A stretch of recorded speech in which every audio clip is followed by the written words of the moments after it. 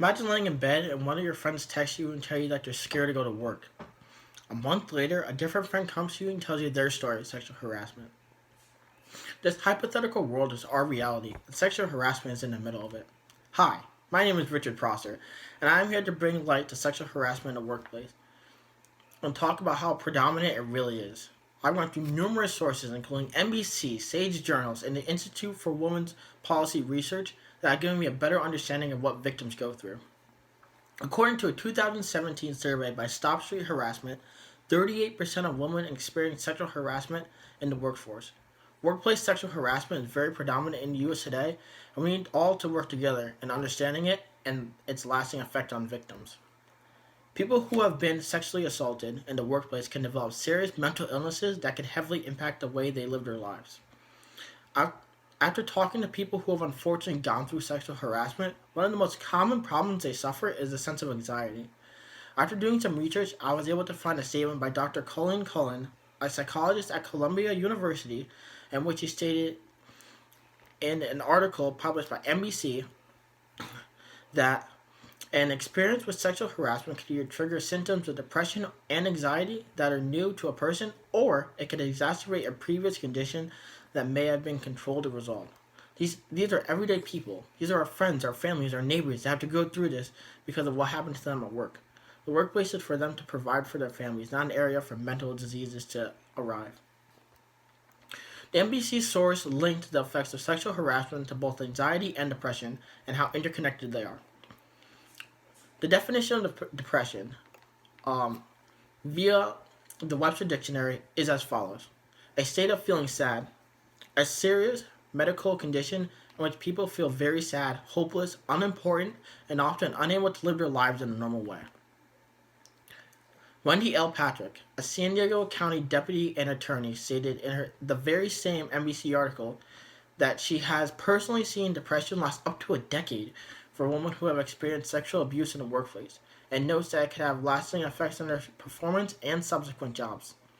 The effects of sexual harassment can follow people for years, according to Ms. Patrick. This long-lasting effect affects the entire way they view their life and how they act around their family and their kids. Anxiety and depression are common effects of PTSD, post-traumatic stress syndrome, that people suffer due to sexual harassment. 30% of all PTSD cases come from sexual harassment, according to viral records from Texas A&M. The IWPR released an article that reported 1 in 10 women who have experienced sexual harassment have severe symptoms enough that they have met the definition of PTSD.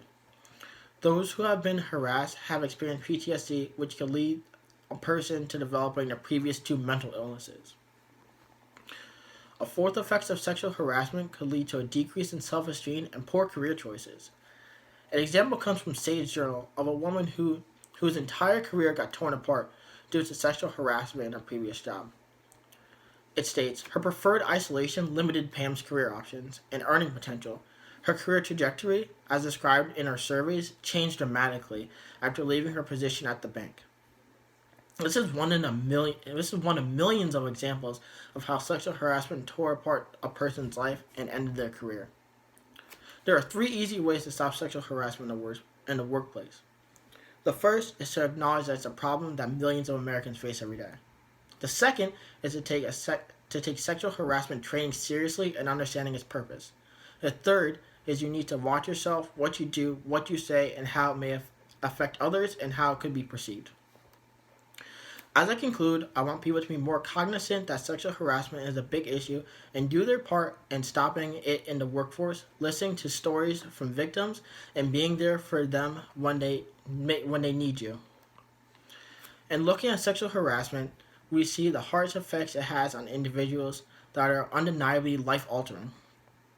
Sexual harassment can lead a person to developing permanent mental damage like anxiety and depression. Sexual harassment could also lead to emotional changes like a lack of trust and a decrease of self-esteem, which could be just as harmful. I hope that you were able to see the magnification of sexual harassment in the workplace and you do your part to make it stop. If you see something, say something. Be there for victims, and most importantly, hold your individual responsibility respecting all in the workforce. Thank you.